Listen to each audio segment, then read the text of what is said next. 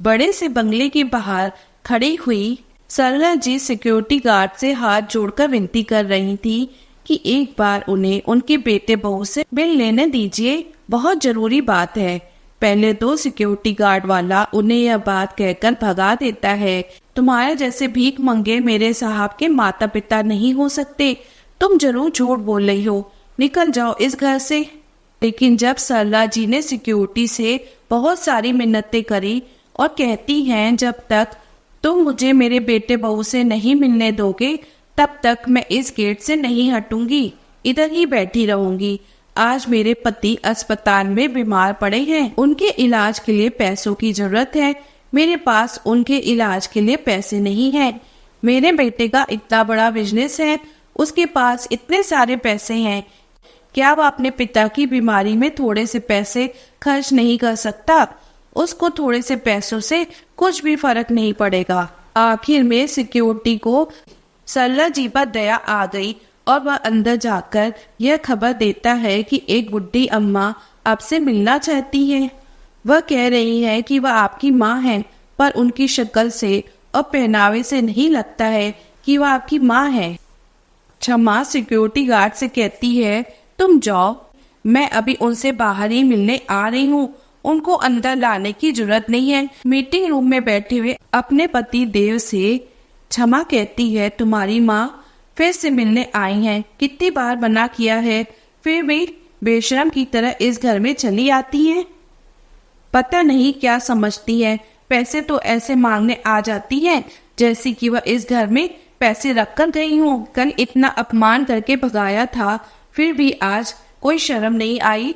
चलो हम दोनों जा करके अच्छे से फटकार लगाते हैं कि दोबारा से हमारे घर पर ना आए और हमें परेशान न करें। देव और क्षमा घर से बाहर निकलकर दरवाजे के पास आते हैं। अपने बेटे और बहू को आता हुआ देखकर सरला जी आशा भरी निगाह से अपने बहू और बेटे की तरफ देख रही है कि बहू बेटे उनसे मिलने आ रहे हैं तो जरूर वह मेरी मदद करेंगे। सरला जी अपनी बहू और बेटे के सामने हाथ जोड़कर खड़ी हुई। बेटा तुम आ गए, बहुत अच्छा किया। तुम्हारे पिताजी की तबीयत बहुत खराब है, वह 4 दिनों से अस्पताल में भर्ती हैं। मैं बराबर 4 दिन से घर पर आ रही हूँ, लेकिन तुम मिलते ही नहीं थे, सिर्फ बहू मिलती थी और वह मना कर देती थी। बेटा तुम्हारे पिताजी के इलाज के लिए पैसों की जरूरत है, मुझे कुछ पैसे दे दो। ए बुढ़िया, चल निकल जा इधर से, कोई पैसा वैसा नहीं मिलेगा तुझे। पहले ही हम तुम्हारे ऊपर बहुत सारा पैसा खर्च कर चुके हैं, अभी 4 दिन पहले आई थी तभी तुमने पैसे मांगे थे। मैंने तुम्हें 2000 दिए थे ना, अब इससे ज्यादा रुपए तुम्हें नहीं मिलने वाले, निकल जाओ इस घर से। बेटा जो तुमने 2000 दिए थे उससे तो तुम्हारे ससुर जी की 2 दिन की दवाइयाँ भी नहीं आई। मेरे पास इतने पैसे नहीं हैं कि मैं उनकी दवाइयों और इलाज का खर्चा उठा सकूं। बेटा तुम तो अपने पिता के बारे में कुछ सोचो, आखिरकार तो वो तेरा पिता ही है। माँ मेरे से ये फालतू की बातें मत किया करो। और तुम मुझे इमोशनल ब्लैकमेल करने की कोशिश कर रही हो, मुझे सब समझ में आता है। मैं इतनी आसानी से तुम्हारी बातों में नहीं आने वाला हूँ और अब वापस इस घर में कभी मत आना। अपने बेटे और बहू की बातें सुनकर सरला जी निराश हो गई। देव अपनी पत्नी क्षमा से कहता है, क्षमा मैं मीटिंग के लिए निकल रहा हूँ, शाम तक वापस आऊंगा। अपने बेटे को कार से कहीं जाते हुए देखा तो सरला जी ने कहा, बेटा तुम ऑफिस जा रहे हो, ऑफिस के रास्ते में ही सरकारी अस्पताल पड़ता है, क्या मुझे अपनी कार से अस्पताल छोड़ने जाओगे? इतना तो तुम अपनी माँ के लिए कर ही सकते हो। क्षमा धमकते हुए अपनी सास से कहती है, बुढ़िया तेरी औकात नहीं है कार में बैठने की, चुपचाप से पैदल निकल, मेरी कार से छूने की हिम्मत भी मत करना। तुझे अपनी कार में बिठाकर मुझे कार को गंदा नहीं करना है। पता नहीं कहाँ से चले आते हैं कार में बैठने के लिए। औकात देखिए अपनी, ऑटो में बैठने की औकात नहीं है और कार में बैठने की बात कर रही हो। चल निकल जा यहाँ से। देव अपनी कार को लेकर निकल गया। बेचारी सरला जी गेट के पास बैठी बैठी अपने बेटे की कार को जाता हुआ देखती रही और अपनी किस्मत को कोसती रही कि कैसे बेटे को जन्म दिया है जो अपने माँ बाप का ही नहीं हुआ। क्या कुछ नहीं किया था हमने अपने बेटे के लिए। सब कुछ तो अपना दांव पर लगा दिया था। अगर आज हमने अपना सब कुछ दांव पर नहीं लगाया होता तो शायद आज यह तस्वीर कुछ और ही होती। अपने बेटे को पढ़ाने का जमीन जायदाद सब कुछ बेच दिया, सब बेचकर इतना बड़ा बिजनेस करवाया, पर आज बेटे ने हमारे साथ क्या किया? इतना तो पराया भी नहीं करते किसी के साथ, जितना पराया हमारे बेटे ने हमें कर दिया है। उसे अपनी माँ की तकलीफ दिखाई नहीं देती, उसकी आंखों से झरझर आंसू बहे जा रहे थे। पास खड़े हुए सिक्योरिटी वाले को इतना तो कंफर्म हो जाता है कि यह माता ही देव साहब की माँ है।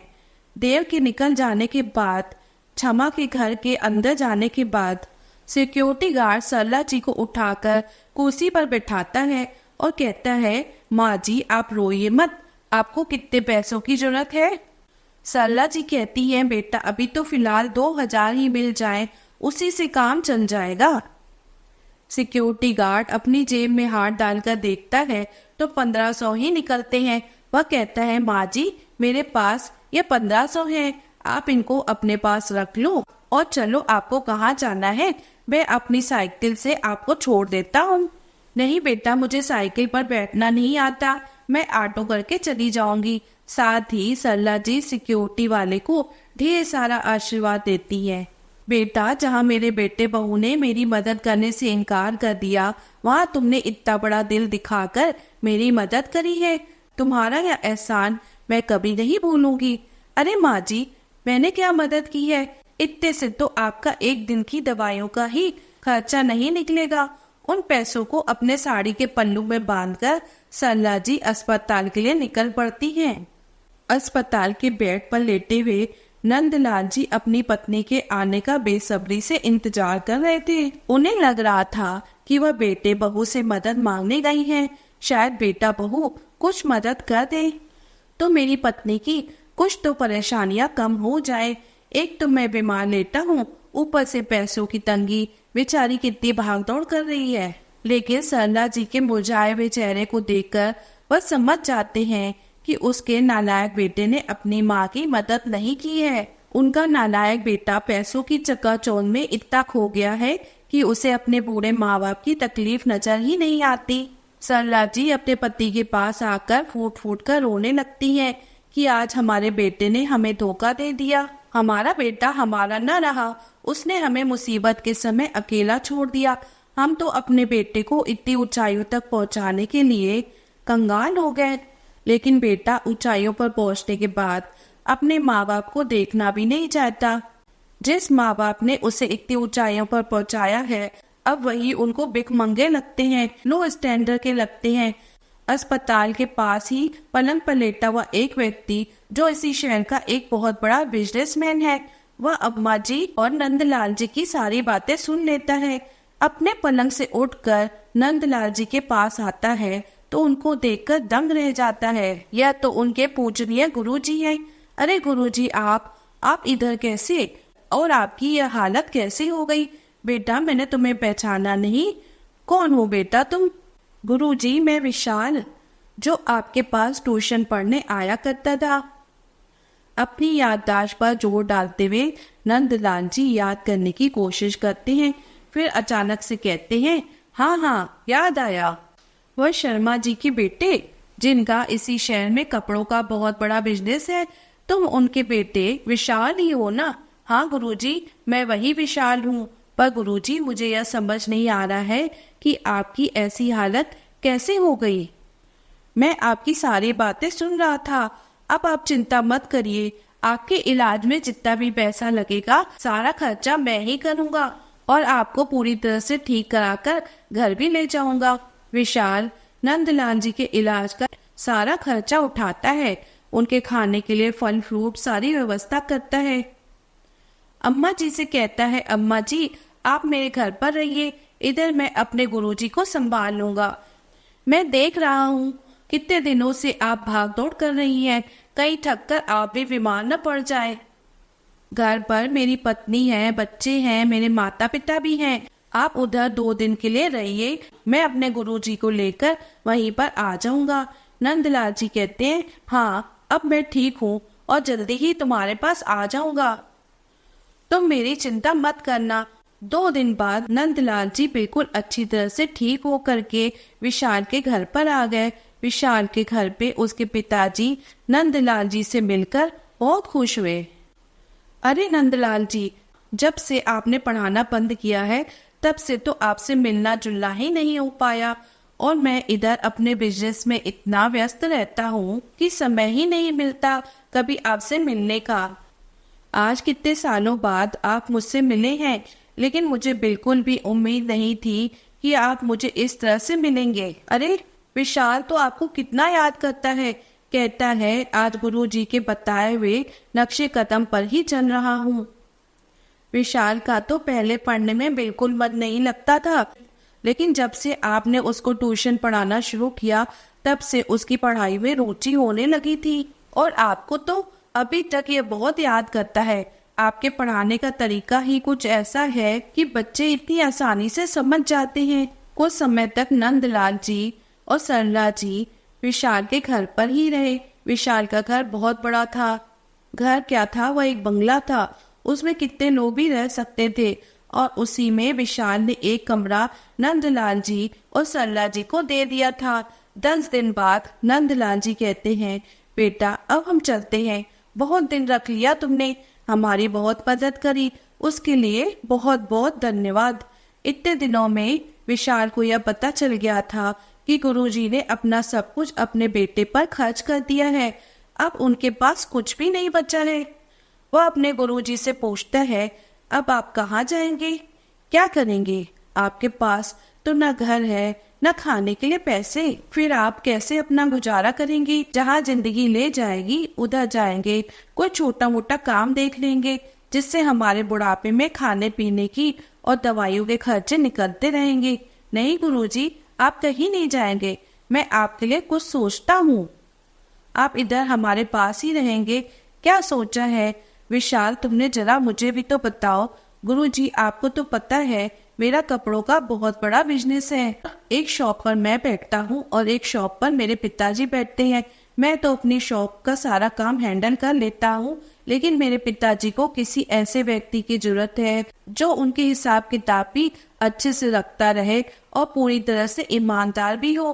तो गुरुजी मुझे आपसे ज्यादा इस पद के लिए कोई और नजर नहीं आता, और गुरुजी आपको तो वैसे भी कहीं न कहीं जाकर काम करना ही है, तो क्यों ना आप हमारे शॉप पर काम कर लें। पिता के साथ बैठे रहेंगे, दुकान का हिसाब किताब आप देखेंगे।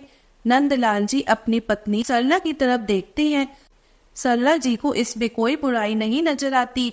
वह अपने पति से कहती है, देखो जी हम कहीं न कहीं तो भटकते भटकते जाएंगे, और कितने दिनों में हमें काम मिलेगा पता नहीं। इधर हमें घर बैठे बैठे काम मिल रहा है, हम अपनी मेहनत का कमा कर खाएंगे तो इधर हमें रहने में भी परेशानी नहीं होगी।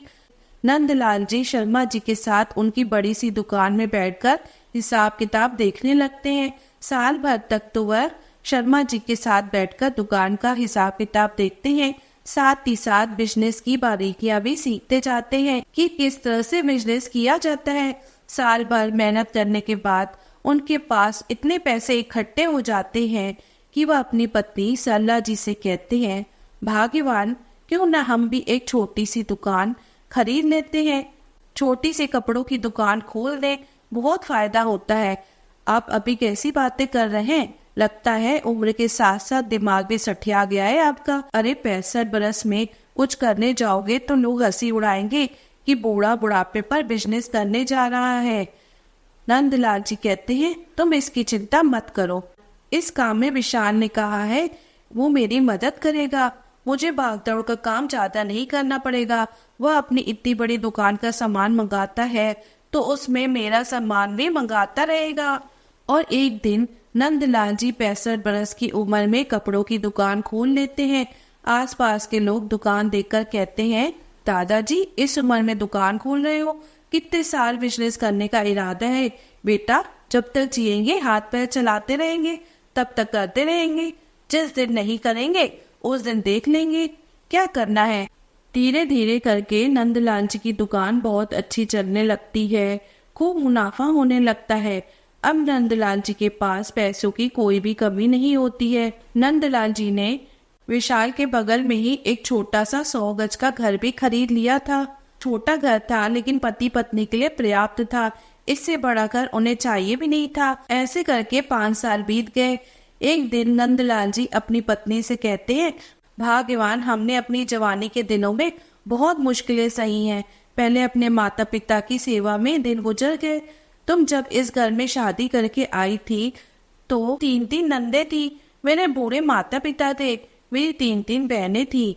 उनकी शादी करने की जिम्मेदारी मेरी ही थी, क्योंकि घर में मैं इकलौता कमाने वाला इंसान था। उसके बाद खुद को भी बेटा हो गया। उसको पढ़ाने के लिए तो हमने क्या कुछ नहीं किया कि हम रोड पर आ गए। लेकिन मैंने कभी तुमसे यह नहीं पूछा कि तुम्हें क्या पसंद है, क्या लेना है। तुम्हारी इच्छाओं का तो मैं कभी ख्याल ही नहीं रख पाया। लेकिन आज हम सारी जिम्मेदारियों से फ्री हैं। मेरे हाथ में पैसे भी हैं। तो आज मैं तुमसे पूछता हूँ कि तुम्हें क्या चाहिए। आज तुम जो भी मांगोगी मैं तुम्हारी हर इच्छा पूरी कर दूंगा। अपने पति की इतनी प्यारी प्यारी बातें सुनकर सरला जी को अपनी बहू की कार वाली बात याद आ गई। जब उनकी बहू ने उनसे कहा था कि तुम्हारी कार में बैठने की औकात नहीं है, वह अपने पति से बड़े ही प्रेम से कहती हैं कि उन्हें एक कार चाहिए। नंदलाल जी कहते हैं, ठीक है, कोई अच्छा सा मुहूर्त निकाल कर चलिए, हम आपको आपकी पसंद की एक नई कार दिला देते हैं। अब तो सरला जी की खुशी का ठिकाना नहीं था। उनका एक छोटा सा घर भी हो गया था। पति पैसे भी कमाने लगे और उनकी पसंद की कार भी आने वाली है। जो काम उन्हें जवानी में करना चाहिए था, जो शौक जवानी में पूरे करने चाहिए थे, उस समय तो वह पूरी तरह से अपने बेटे के लालन पालन पढ़ाई में लगी रही। लेकिन आज बुढ़ापे पर मौका मिला है तो वह बहुत खुश है। कुछ दिनों में ही उनके घर पर एक नई कार आ जाती है। नंदलाल जी अपनी पत्नी के साथ नई कार को लेकर मंदिर में भगवान जी को प्रसाद चढ़ाने के लिए और गरीबों को भोजन देने के लिए गए। भगवान जी के दर्शन करने के बाद जब वह गरीबों में खाना बांट रहे थे, तभी उनकी नजर सीढ़ियों के पास बैठे उनके अपने बहू बेटे पर गई। प्रसाद बांटते हुए नंदलाल जी सीढ़ियों पर बैठे हुए अपने बेटे बहू के पास आ पहुंचे और उनके हाथ में भी प्रसाद देने लगे। जब देव और क्षमा ने अपने माता पिता को चमचमाती हुई प्रेस वाले बढ़िया कपड़े पहने हुए देखा और मिठाई के डब्बे लेकर वह गरीबों में बांट रहे हैं, देख करके उनकी आंखें फटी की फटी रह गई कि इन बूढ़ों के पास इतना पैसा कहाँ से आया कि यह पैसा बांट रहे हैं। क्षमा और देव नंदलाल जी के पास आते हैं और कहते हैं, पिताजी मैं देव आपका बेटा। नंदलाल जी पलट कर देखते हैं, वापस से जाने लगते हैं। देव अपने माता पिता के पैरों को पकड़कर कहता है, पिताजी मेरी बात तो सुन लीजिए। क्षमा भी सरला जी के पास जाकर उनका हाथ पकड़कर कहती है, माँ जी हमें बिजनेस में बहुत बड़ा घाटा हो गया। उस घाटे को पूरा करने के लिए हमने अपना घर भी बेच दिया। बैंक से इतना सारा लोन लिया था, वह भी नहीं चुका पाए। सर पर इतना सारा कर्जा है। बैंक वालों का रोज और फोन आ रहा है। लोन पटाने के लिए घर में भी कुछ नहीं है। मेरे जेवर तक देव ने बेच दिए। पूरे 2 महीने से मायके में रह रही हूँ। माँ की कुछ मदद कर दीजिए। आप मुझे भली चंगी लगती है। बहू बेटे को देखकर सरला जी की आंखों में खून उतर आया। उन्हें उस दिन की याद आ गई जब वह बेटे के सामने भिखारी की तरह अपना पल्लू फैलाए कुछ पैसों के लिए भीख मांग रही थी कि तुम्हारे पिताजी अस्पताल में जिंदगी और मौत से लड़ रहे हैं, कुछ पैसों से उनकी मदद कर दो। लेकिन बेटे बहू ने उन्हें घर से खाली हाथ भेज दिया। अपने बहू बेटों की बातों को अनदेखा करते हुए नंदलाल जी अपनी पत्नी का हाथ पकड़कर सीढ़ियां उतरते हुए कार के पास आ गए। बहू बेटे भागते हुए उनके पैरों में गिर गए। मुझे माफ कर दो पिताजी, मुझसे बहुत बड़ी गलती हो गई। मैं पैसों की चकाचौंध में आप दोनों को भूल गया था, लेकिन अब ऐसा नहीं करूंगा। आप एक बार मेरी मदद कर दो। नंदलाल जी अपने बेटे बहू की एक बात भी नहीं सुनते हैं। कार का दरवाजा खोलते हुए कहते हैं, भगवान अपनी कार में बैठ जाओ। भगवान की दया से आज हमारी औकात कार में बैठने की हो गई है। चलो आओ हम अपनी कार में बैठते हैं और घर चलते हैं। पीछे से बैठे हुए वो लोग चिल्लाते जाते हैं। तभी पीछे से एक सिक्योरिटी वाला जो देव और क्षमा के घर पर काम करता था, वह अपनी नई नई बाइक लेकर आ गया और भगवान के सामने अपनी नई बाइक की पूजा करवाना चाहता था। अपने सिक्योरिटी को देखकर देव कहता है, अरे वाह, तुमने नई बाइक खरीद ली, बहुत अच्छी बात है। नहीं साहब, मैंने बाइक नहीं खरीदी, मुझे आपके माता पिता ने यह बाइक उपहार के स्वरूप दी है। दरअसल उस दिन आपकी माता जी जब आपसे पैसे मांगने आई थी और आपने उन्हें भगा दिया था, वही दरवाजे के बाहर बैठी बैठी रो रही थी। मुझसे उनकी यह दशा नहीं देखी गई, तो मेरे पास जितने पैसे थे उतने पैसों से मैंने उनकी मदद कर दी। तो आज इस मदद के बदले में उन्होंने मुझे यह बाइक उपहार में दी है। मैंने तो उन्हें बहुत मना किया, लेकिन उन्होंने कहा कि वह बहुत मन से दे रहे हैं। मुसीबत के समय तुमने मेरी मदद की थी, इसलिए मेरा आशीर्वाद समझकर रख लो। सिक्योरिटी की बात सुनकर क्षमा और देव अंदर से, लेकिन अब जलने कोड़ने के अलावा उनके पास कुछ नहीं था, क्योंकि जो जैसा कर्म करता है वैसा ही भुगतता है। यह तो संसार का नियम है।